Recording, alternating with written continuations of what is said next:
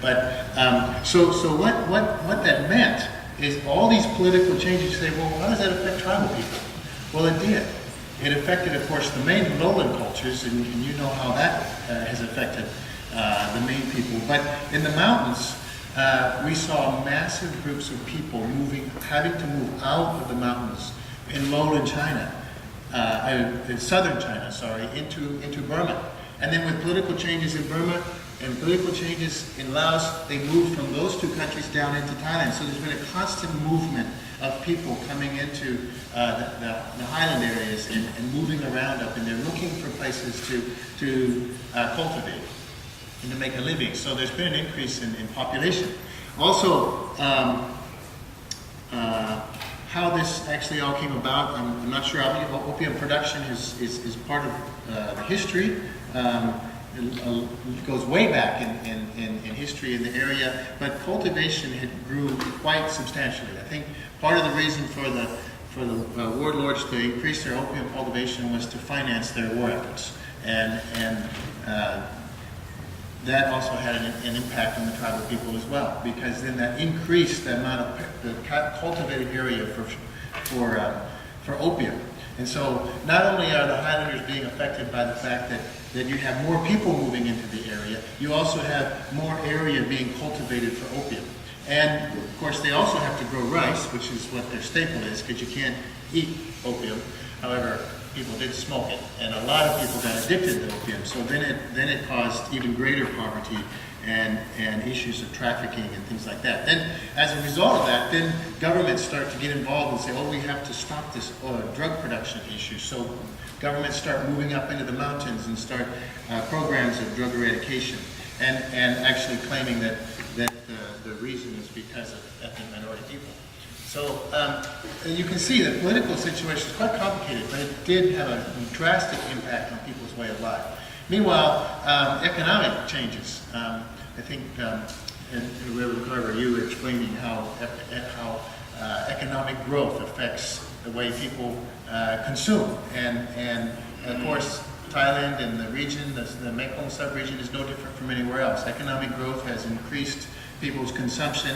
We see infrastructural growth. We see construction of roads. Lots of good things have happened as a result. People are having access to education and health care, but it also means that there's more natural resource exploitation. There's been a massive amount of mining, logging by corporations that come into those areas, and in some places they would get concessions. For building a road, they would get 2 to 3 kilometers or 5 kilometers on each side of the road to completely strip as a reward for winning the contract to build those roads. And it just goes on and on, the impact of economics. Now, that was particularly from the situation in Thailand, but in Laos and in Myanmar, it's been the same. It's just been a bit slower. Laos is a much lower populated area, so the highlanders have had relatively little economic growth or little economic pressure upon them, but that was before.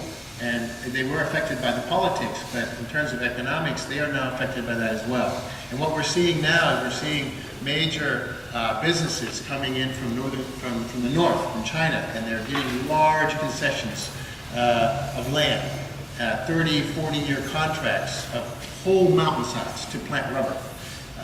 And we see that going on in Burma, we see that going on in Laos, and it's happening in Thailand to some extent as well. But in Burma and Laos, because of the political constraints, it virtually makes the ethnic minority people homeless, because those lands are then taken, and they either become workers on those plantations, or they go into the city and look for work where they find other opportunities.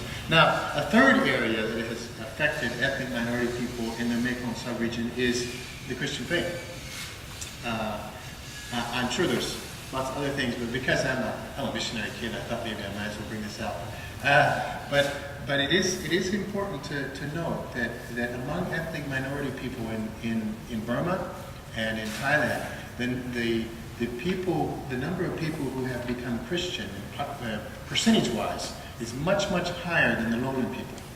So in Thailand, you've heard statistics of 1 or 2% of the country are Christian. However, among some of the ethnic minority groups, 50, 60, 70, 80% have become Christians in the last 100 years. In northern Shan State, in Kachin State, of Burma, many of the ethnic groups there have become Christian. You'll find a church in almost every village in some of the ethnic groups. So the Christian influence has been very, very strong. And so what it did is it had an impact on people's belief. People did not move from their highland areas. They did not go to live down in the plains, partly in those days, partly because of fear of the spirits, partly because they were told by the shamans that if they moved, they would get sick and die. And there was some truth to that too. They did. However, because of a change in their worldview, after they became believers, after they became Christians, then those fears were alleviated, as well as the input from the missionaries in terms of healthcare. Many missionaries in the 1900s who went into Burma and in northern Thailand did healthcare work. And so better healthcare meant lower death rates, meant population increase. And so we had increased population, we had greater demand, a greater need for families to have more income and more economic stability in their family. So we saw people cultivating more, growing in both the way that they live and not fearing and not having to live in the limited worldview that they had, but going beyond that. And so we could say that a lot of that was brought about by missionaries. Missionaries also brought agricultural development as well, different things. Northern Thailand is considered one of the best coffee production areas in the world now, and that was actually introduced by a missionary about 50 years ago. So to wrap that all up and say, so how's this? This is affecting. I'm hoping I'm painting a picture for you to see that environmental degradation has been going on for quite some time. It's been a slow process, and it's been related to politics. It's been related to the economic situation. It's also been related to people's faith and their belief system. So how does that affect when you see that whole picture? What is it that's impacting them today? What are their main issues that they're facing? And this you could probably assume some of these things because of the way I've explained that, but definitely because of population increases, the amount of forest area has reduced, and the amount of area for farming for each family is also reduced because of the population. But there's other issues. There's government policies of trying to reforest areas and remove the highland people out of the area, because the government understanding is that deforestation is a problem the cause is ethnic minority people, because they're cutting all the trees down. What they don't remind us is that their own people also had awarded the contracts to the corporation to strip logging the whole area as well. So as ethnic minority people would say, no, it's not. The forest cover and the lack of land is not because so much of population pressure, but more because of governmental policies to allow corporations to come and lumber.